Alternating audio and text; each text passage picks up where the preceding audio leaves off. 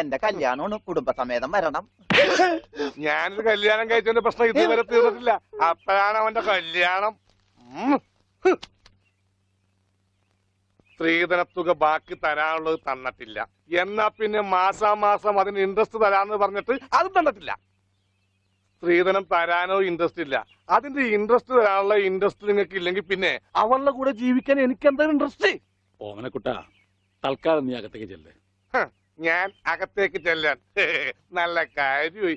എനിക്ക് അവകാശമില്ലാത്ത വീട്ടിൽ ഞാൻ കാലുകുത്തില്ല. എന്തേ പോവേണ? തീർന്നിട്ടില്ല. പറപ്പിച്ചേ ഡോണ്ടു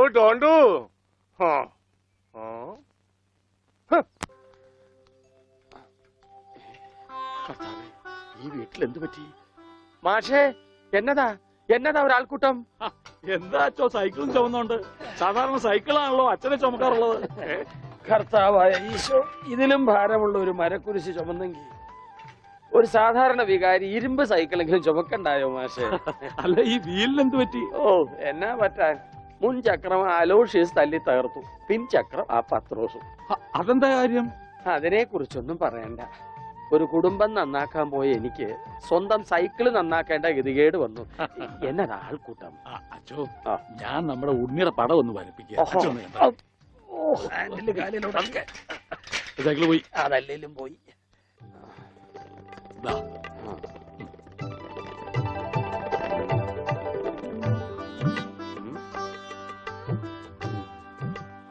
കൊള്ളാം മാഷേ, അസലായിരിക്കുന്നു. ഇനി ഈ പടം വെച്ച് പത്രത്തിൽ ഒരു പരസ്യം കൊടുക്കണം. എന്റെ പടവും വെച്ചൊരു പരസ്യം കൊടുക്കേണ്ടി വരും, കാണാനില്ലാന്നും പറഞ്ഞുകൊണ്ട്. അതെന്താ, താനും കാണാനില്ലാണ്ടാവാൻ പോവാണോ? ഞാൻ കാണാനില്ലാണ്ടായിക്കോട്ടെ, എന്നാലും ഞാൻ അടുത്ത മാസം വരും. എനിക്ക് തരാനുള്ള സ്ത്രീധന തുക തന്നു തീർക്കണം. എന്റെ ഓമനക്കുട്ട, നിനക്ക് വാരി കോരി തന്നാ കൊള്ളാന്നുണ്ട്. പക്ഷെ എന്റെ ഒന്നുമില്ല. തീർന്ന് അവസാനം ഈ വീടും പറമ്പ് മാത്രമായി. അതെ, അതാണെങ്കിൽ ഉണ്ണിയുടെ പേരിലും നിയമം എനിക്കറിയാം. ഒരാളെ കാണാതായി 7 വർഷം കഴിഞ്ഞാൽ മരിച്ചതായി കണക്കാക്കപ്പെടും. 7 വർഷം കഴിഞ്ഞ് ജീവനോടെ തിരിച്ചു വന്നാലും മരിച്ചതായിട്ട് കണക്കാക്കുവോ? അതിനാണെന്ന് ഞാൻ നോക്കൂല. ഞങ്ങളുടെ കുടുംബത്തിൽ ഇടപെടേ. അതെ, ഉണ്ണി ചത്തുന്നൊരു വെള്ളക്കള്ളത്തിൽ എഴുതി കൊടുത്താൽ തീരാവുന്ന പ്രശ്നമേ ഉള്ളൂ. ഞാനിങ്ങനെ എഴുതി കൊടുക്കണേ? ഓമനക്കുട്ട, ഒരു രാത്രി പോലും തന്റെ മകനെ പിരിഞ്ഞിരിക്കാൻ വയ്യാത്തോണ്ടല്ലേ വെപ്രാളപ്പെട്ട് താനീ ഓട്ടം ഓടുന്നത്? എടാ, 17 വർഷമായി ഞാൻ എന്റെ മോനെ പിരിഞ്ഞിരിക്കാൻ തുടങ്ങിയിട്ട്. അവൻ എന്തെങ്കിലും തിരിച്ചു വരുമെന്നുള്ള പ്രതീക്ഷയില ഞാനും ഇവിടെ ജീവിക്കുന്നത്. അവൻ മരിച്ചുപോയി എന്ന് ഞാൻ എങ്ങനെയാടാ പറയുക? അതിലും ഭേദം ഞങ്ങൾ അങ്ങ് ജീവൻ ഒടുക്കുക. കണ്ണടയ്ക്കുന്നതിന് മുമ്പ് അവനെ ഒരു നോക്ക് കാണണമെന്ന ആഗ്രഹം. അതിനുവേണ്ടിയാ ഞങ്ങൾ എന്നും പ്രാർത്ഥിക്കുന്നത്. അവൻ ചത്തുപോയി എന്ന് പറയുന്ന നാവ് കൊണ്ട് തിരിച്ചു വരാൻ വേണ്ടി പ്രാർത്ഥിക്കും. അതല്ല നിനക്ക് സ്വത്തുക്കളാണ് വലുതെങ്കിൽ വേണ്ട, എന്നിട്ട് തീരുമാനിക്കുക. അവനിനി എന്നാണാവോ വരുന്നത്? എന്നാലും കാശ് ചോദിച്ചു വന്ന എന്നെ കരയിപ്പിച്ചു വിട്ടത് ശരിയായില്ല. മാഷന്റെ സെന്റിമെന്റ്സ് കയറിയാ പിടിച്ച വളരെ.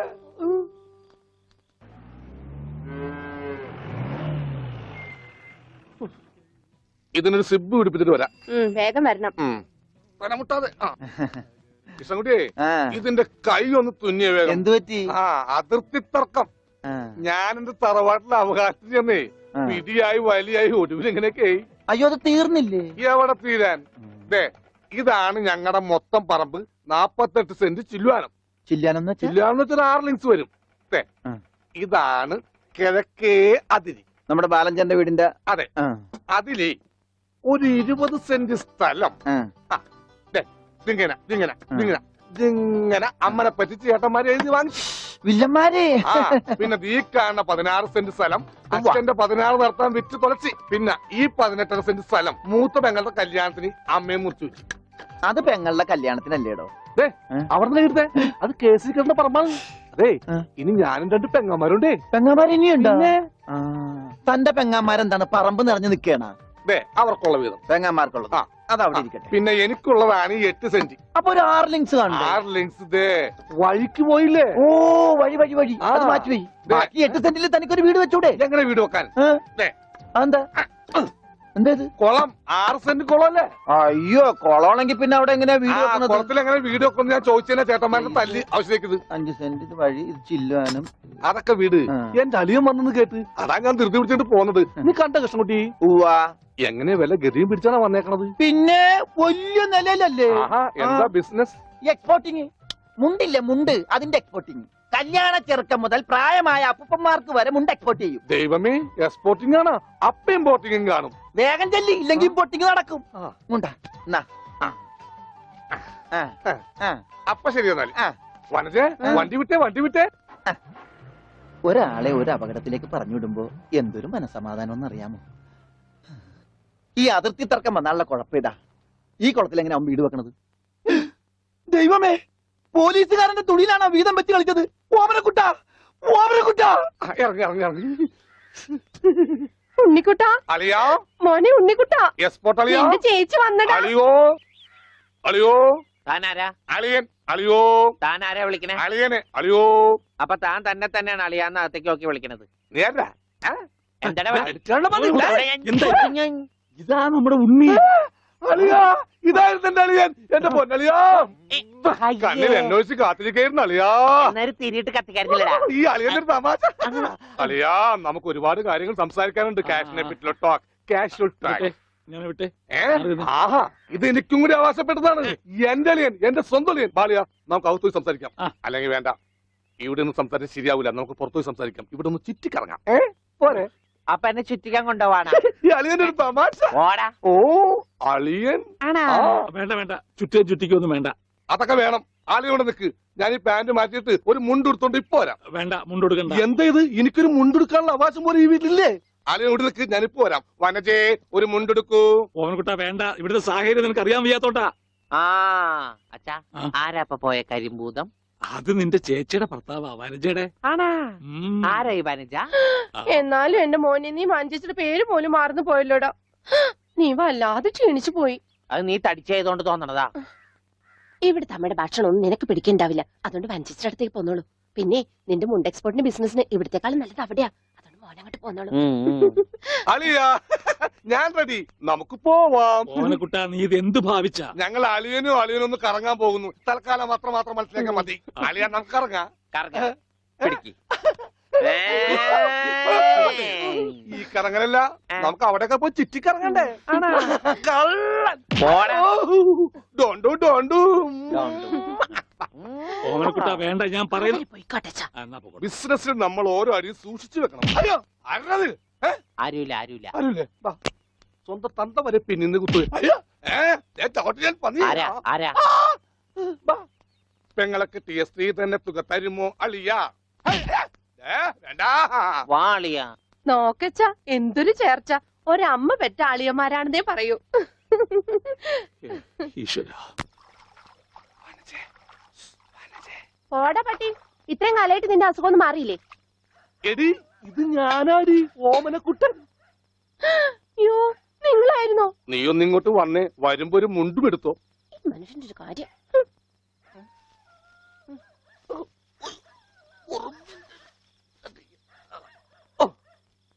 ദാ. നിന്റെ ആങ്ങളില്ല മുണ്ടൂരാൻ. നാട്ടുകാരെ മുണ്ടും പറിച്ചിട്ടാടി എക്സ്പോർട്ട് ചെയ്യണത്. അതെ, അവന് തലയ്ക്ക് നല്ല സുഖമില്ലാന്ന് അച്ഛനമ്മയും പറയണ കേട്ടു. എന്തപ്പ ഉണ്ടായേ? അവൻ എന്നെ കൊണ്ട് ഒരു മൊട്ടക്കുന്നിന്റെ മോളിൽ കയറി. അവർ ചെന്നപ്പോ എന്റെ മുണ്ടും പറിച്ച് ഒറ്റോട്ടം. ഞാനാണെങ്കിൽ അടിയിൽ ഒന്നും ഇട്ടിട്ടുണ്ടായില്ല. എന്നിട്ട് ഞാൻ തോട്ടിലേക്ക് എടുത്ത് ചാടി. നാണം മറക്കാൻ അരക്കപ്പം വെള്ളത്തിൽ കിടന്ന് ആ തോട്ടിലാണെങ്കിൽ പണ്ടാറ മീനിന്റെ ചെല്ലു. അപ്പോഴേ ഒരാൾ തോട്ടെറിഞ്ഞ് മീനെ പിടിക്കാൻ വന്നേക്കണു. എന്നിട്ട് തോട്ട പൊട്ടിയ തീർന്നില്ലേ? ആ തോട്ടക്കാരനെ പറഞ്ഞവിടെ ഞാൻ പെട്ട പാട്. എന്തായി കേക്കണേ? അതെ, ഞാൻ ആദ്യം വനജയെന്ന് വിളിച്ചപ്പോ നീ ആരാണെന്നാ വിചാരിച്ചത്? അത് ഞാൻ വിചാരിച്ചത് പട്ടിയാണെന്നാ. പട്ടിയൊക്കെ നിന്നെ വനജയെന്നാ വിളിക്കാറ്? ചില പട്ടികളൊക്കെ എന്നെ അങ്ങനെയാ വിളിക്കാം. ഓഹോ, ആ. അയ്യോ, കുട്ടിക്കാലത്തെ ശീലമൊന്നും അവന് ഇനിയും മറന്നിട്ടില്ല. എന്റെ വിരലെ കടിച്ചെന്നേ. കുറുമ്പ്, എന്തൊരു കുറുമ്പാ ഇത്? കുറുമ്പൊന്നുമല്ല, എനിക്ക് ഇഷ്ടമല്ലാത്തതാണെങ്കിൽ ഞാൻ കടിക്കും. എനിക്ക് ചോറ് വേണ്ട. ചോറ് വേണമെങ്കിൽ അവർ എന്താ ഇഷ്ടമുള്ളത് ഉണ്ടാക്കി കൊടുക്കും. നിനക്ക് പിന്നെ എന്താ വേണ്ടേ? Bread toast. അയ്യോ, അതെന്ത് കുന്ത്രാണ്ടോ? എനിക്ക് അത് മതി. അതമ്മ നാളെ ഉണ്ടാക്കി തരാം മക്കളെ ഇപ്പൊ ഈ ചോറിന് എനിക്കിതൊന്നും വേണ്ട. ഇപ്പൊ ഇത്തിരി ചോറുണ്ട്. എനിക്ക് അതൊക്കെ bread നാളെ toast ഉണ്ടാക്കി മതി. തരാം, നമ്മ പറഞ്ഞല്ലോ. Bread toast. നാളെ ഉണ്ടാക്കി എനിക്ക് ചോറ് വേണ്ട. എന്തത്? ഉണ്ണി വലിച്ചെറിഞ്ഞ ചോറാ. ആഹാ ഞാൻ വിചാരിച്ചെന്റെ തലച്ചോറ് പുറത്തേക്ക് ഒന്നാണെന്ന്. അതിന് തലയ്ക്കകത്ത് അത് ഉണ്ടെങ്കിലല്ലേ പുറത്തേക്ക് വരാം. ഓഹോ അതെന്തെങ്കിലും പുറത്തേക്ക് വരൂ. നാളെ ഇനിയും ഉണ്ടാക്കി ചോറ് തരാം. തന്നെ ഞാൻ എന്ത് പണിയാ ചോറ് ഇവിടെ വലിച്ചെറിയേ. കാണിച്ചേ? Bread toast. എന്താ ഉണ്ണിയേട്ടാ രാത്രിയിൽ ഇങ്ങനെ ബഹളം ഉണ്ടാക്കുന്നേ? ദാ കണ്ടോ ബ്രെഡ് രാത്രി ഞാൻ ടോസ്റ്റ്. എവിടെ പോയി ഉണ്ടാക്കാനാ? അമ്മ വിഷമിക്കണ്ട. റൊട്ടി ഇരിപ്പുണ്ട് അവിടെ. ആ ഉണ്ട് വെണ്ണയോ? അതുമുണ്ട്. എന്നാ ഇപ്പൊ ഉണ്ടാക്കി തരാം കേട്ടോ ബ്രെഡ് ടോസ്റ്റ്. ആ അമ്മിക്കുട്ടി.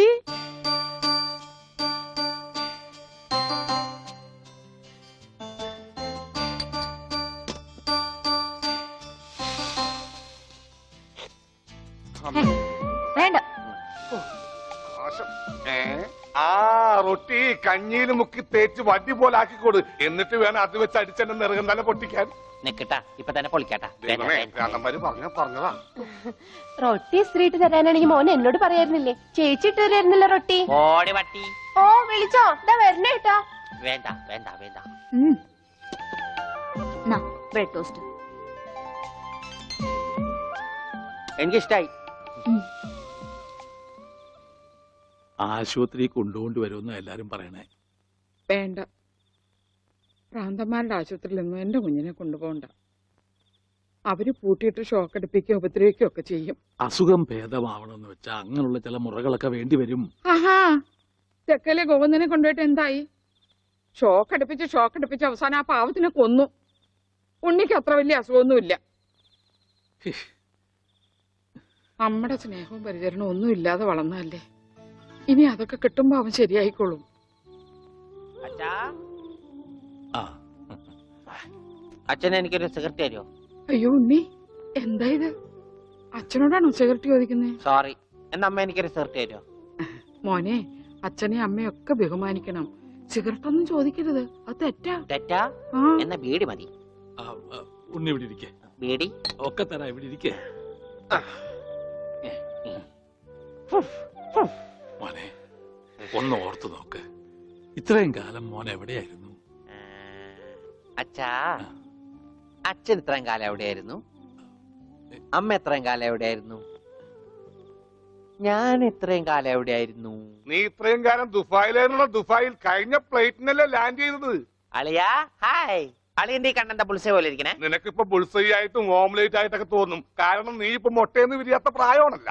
അയ്യോ, അളിയന്റെ വയറെന്താ വീർത്തിരിക്കണേ? ഇതിനകത്ത് കുട്ടിയുണ്ടാ? വനത്തെ കഞ്ഞിയായില്ലേ? ഇതിൽ കൂടുതൽ ഇനി എന്താവാനാ? അമ്മിക്കുട്ടി, എനിക്ക് ഇതുപോലത്തെ ഒരു ബുൾസൈ വേണം. എന്താ ഉണ്ണിയേട്ടാ ഇത്? ഇത് ഉണ്ണിയേട്ടന്റെ അളിയനല്ലേ? അങ്ങനൊക്കെ പറയാവോ? ഈ അളിഞ്ഞ സാധനത്തിനാണ് അളിയെന്ന് പറയണേ. വനത്തെ എന്തെങ്കിലും എടുത്തു നോക്കൂ. വാ, നമുക്ക് അപ്പുറത്തേക്ക് പോവാം. അപ്പുറത്തേക്കൊന്നും പോണ്ട, നമുക്ക് പുറത്തേക്ക് പോവാം. അയ്യോ, ഈ രാത്രിയിലോ? ഉം. നമുക്ക് നാളെ രാവിലെ പോവാം. അയ്യോ അത് വേണ്ട, രാവിലെ പോയി ആരെങ്കിലും കാണും. നമുക്ക് കാലത്ത് പോവാം.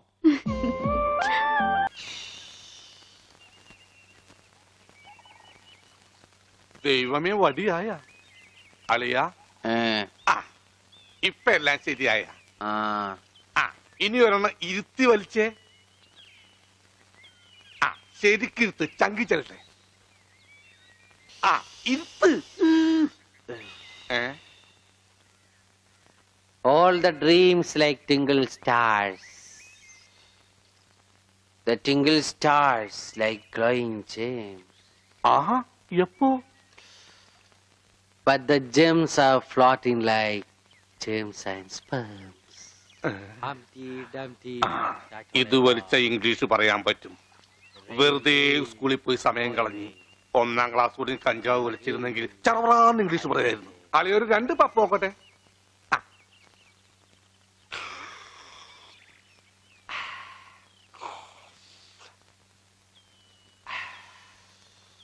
Hi, beautiful people.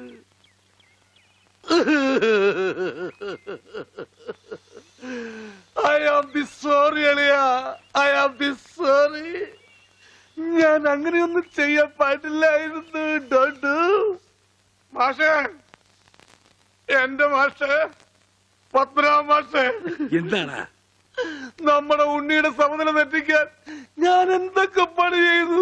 അവസാനം കഞ്ചാവ് വീടിനെ കൊടുത്തു. എന്താ കഞ്ചാവ് വീട്? നീ എന്താടാ പറയുന്നേ? മാഷേ, ഞാൻ സ്ത്രീധനം ചോദിച്ച് നിങ്ങളെ പീഡിപ്പിച്ചിട്ടുണ്ട്, ഇൻട്രസ്റ്റ് ചോദിച്ച് ബുദ്ധിമുട്ടിച്ചിട്ടുണ്ട്. എന്നോട് ക്ഷമിക്കണം മാഷേ.